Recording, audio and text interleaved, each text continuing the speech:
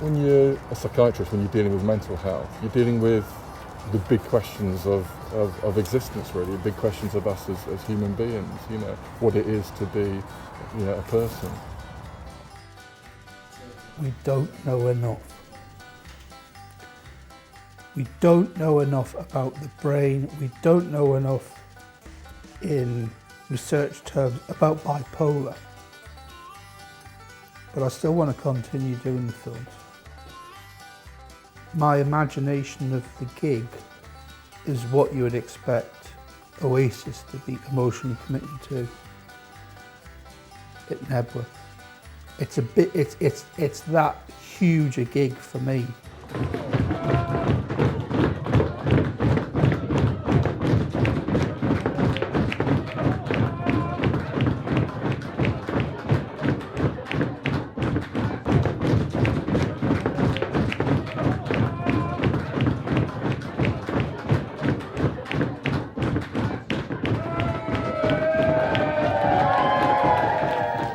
In sales, there's a thing called a close, and a close is a clinching argument for somebody to either sign a document or buy a certain product or buy something or buy into something. So my close for this particular pitch was, let us learn from yesterday, let us live for today, and may we have hope for tomorrow. Bipolar research is not a matter of life and death, or life or death.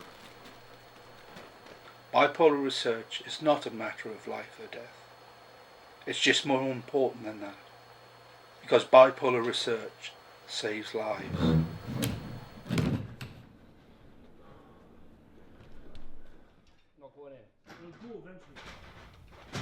What's happened over the course of the films, and perhaps it's a part of the rehabilitation thing that I've been going through, is I've bounced back.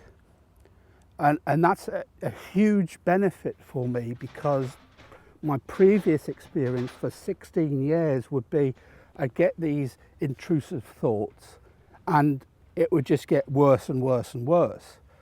There's been periods where I've been like that, but I think I've bounced back. I think it's been a tremendous transformation, to be honest with you.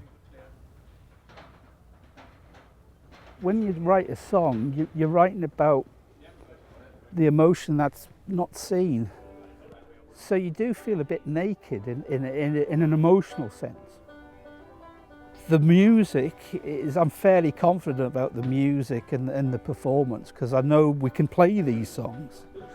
You know, whether we play those songs and we get enthusiastic response at the gig, it's a different matter. What I'm going to do is I'm going to ask our very own reader in academic bluegrass, Ian the Doc Jones, to come and introduce the band. Thank you very much, Nick.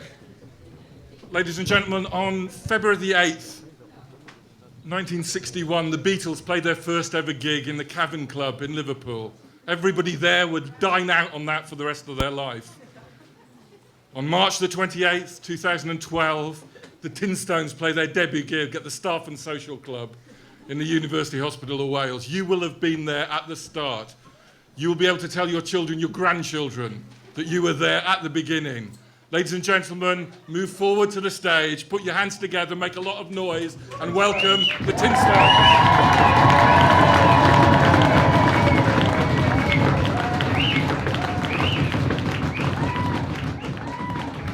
Is all about enjoyment. Tonight is all about you, the talent in the room. I'm not talking the looks, I'm talking the brains. Yeah. So we're going to start off and we're going to ease ourselves in with some blues, and it's called Love in Vain.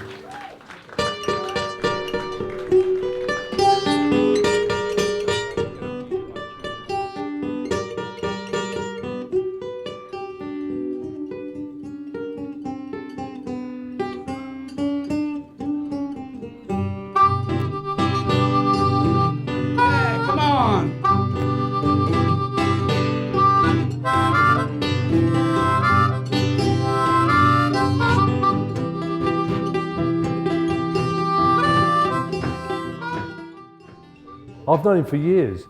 I sort of got him into the gig of being the official photographer for the Jam in the last couple of years, 1980 and 1982.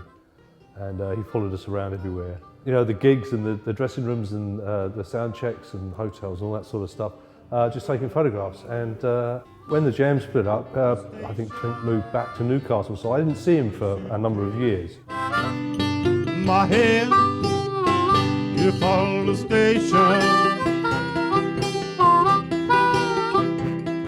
with a suitcase in my head. Come on, you're not close enough. I'm not feeling you. Come on, let's heat it up a bit. Yeah.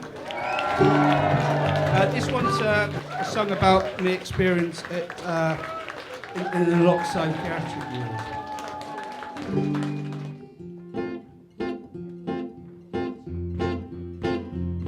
Well, I tell you all a story about when I was down, floated in a hospital in that dressing gown. Well, I tell you all good. His whole circumstances had changed. He was no longer running a busy business. He'd become a lot more withdrawn and withdrew from the world as such. I mean, I didn't really understand it at first. I think a lot of people find that they don't really understand what's going on. You know what I mean? I just sort of bumped into him as an old mate and you know, picked it up from there, not really realising it exactly, you know, what had happened to him. And it was because we were good friends that, you know, he sort of sat down and explained exactly what was going on and what had happened. And I suppose because he's a friend of mine, I've always wanted to support him in nearly everything that he's wanted to do, you know, in that respect. Of awareness, I suppose, really. That's probably why I'm here today, you know, plus the fact that I love sort of going out and being with Twink and you know, some other mates that are down here as well. Okay, this is the last song, but the one you're all going to enjoy. This is a song about Nick's smallholding.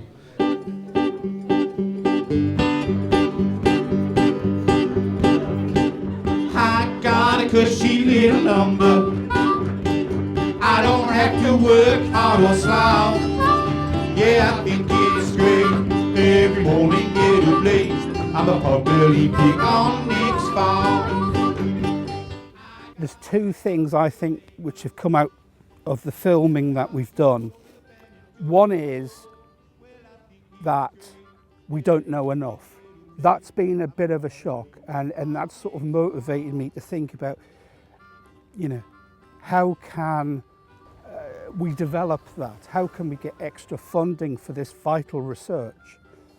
And the other thing that I found doing these films is you've got these different diagnoses of whether it be post-traumatic stress disorder, bipolar, schizophrenia, but there's a lot of commonality in the experience of somebody with schizophrenia or somebody with ADHD or somebody with post-traumatic stress disorder or bipolar or postpartum psychosis. There's a lot of commonality in what the sufferer feels. Because as a bipolar sufferer, I've always felt very isolated and very alone because I always thought it was only bipolar suffered these issues. And that has really been a fantastic education for me, because I thought bipolar, oh well, you know, you get these ups and downs and you get the suicidal ideation or you get the mania or you get the delusional thinking. And there seems to be a lot of commonality between the different diagnoses. And we're only just really scratching the surface at understanding neuroscience and understanding how the brain functions. Thank you. Thank you. I'm overjoyed. Thanks very much for coming tonight, honestly. Being a bipolar sufferer, happiness is measured in minutes, and you've made me very happy, so thank you very much for that.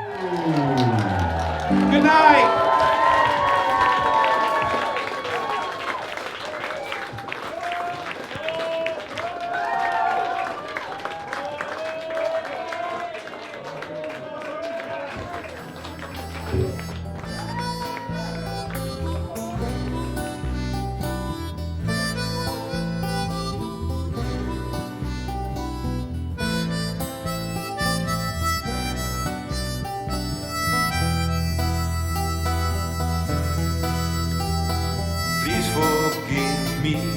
right or wrong. Please forgive me, right or wrong. I can't live without your love forever. I don't know why I had to hurt you. I don't know why I had to hurt you. All I know is I need your love forever. Ever.